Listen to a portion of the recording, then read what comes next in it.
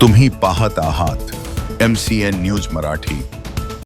बुलढाणा जिल्ह्याच्या वरवट बकाल बस थांब्यावर एसटी महामंडळाच्या शेगाव आगारातील एका महिला कंडक्टरने बसमधील चढलेल्या ज्यादा प्रवाशांना खाली उतरून देत त्यांच्याशी अरेरावीची भाषा केली।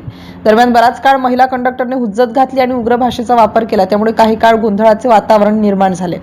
याचे व्हिडिओ सध्या सोशल मीडियावर चांगलेच व्हायरल होत आहेत। मी काय करू? ताई मला तुम्ही जळगाववरून आले, चोपण करायचे होते जळगाववरून कोण आहे? कलेक्टर, होम मिनिस्टर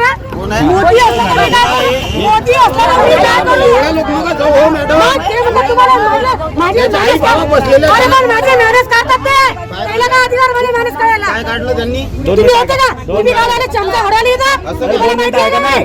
कोण आहे तर सांगा ना, कोण आहे? शेगाव आगाराची एसटी बस जळगाव जामोद येथून संग्रामपूर तालुक्यातील वरवट बकाल वरून शेगावकडे जात असताना बसमध्ये प्रवाशांनी मोठी गर्दी केली असता महिला कंडक्टर आणि प्रवाशी यांच्यात किरकोळ वाद झाला। मात्र यावेळी शेगाव आगाराच्या महिला कंडक्टरने बसमधील जास्तीच्या प्रवाशांना खाली उतरवून देत प्रवाशांच्या सोबत हुज्जत घातली। शिवाय तू कोण? कलेक्टर आहे का? होम मिनिस्टर आहे का? मोदी असेल तर मी काय करू?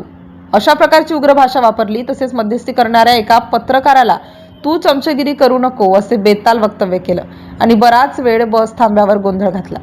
यावेळी त्या ठिकाणी प्रवासी आणि नागरिकांनी मोठी गर्दी केली होती। अनेकांनी महिला वाहकाला समजावून सांगण्याचा प्रयत्न केला, मात्र महिला वाहक काही ऐकायला तयार नव्हती आणि तिने इतर नागरिकांशी सुद्धा वाद घातला। हे बाई म्हणते 51 वर्षाचा परमिट पासडा चला उतरा म्हणते गाडी खाली। हे बाईची व्हिडिओ घ्या तुम्ही, पहा किती येतो। हे बाई काय काय बोलली? हे बाई मला म्हणते की खास असे थांब म्हणे।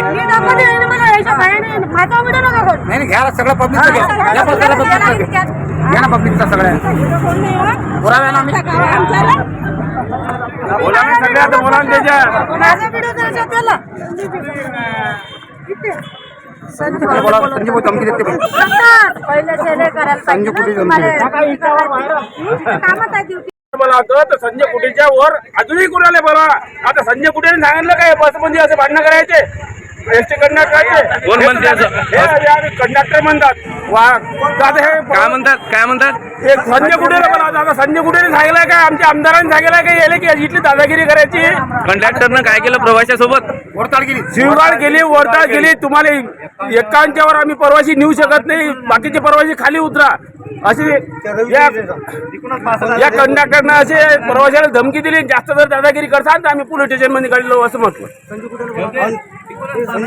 आणि तिकूनच 70-80 सवाऱ्या भरून आणल्या, इथं म्हणतात 51 वर येत नाही। हे कसे असा TR आहे काय?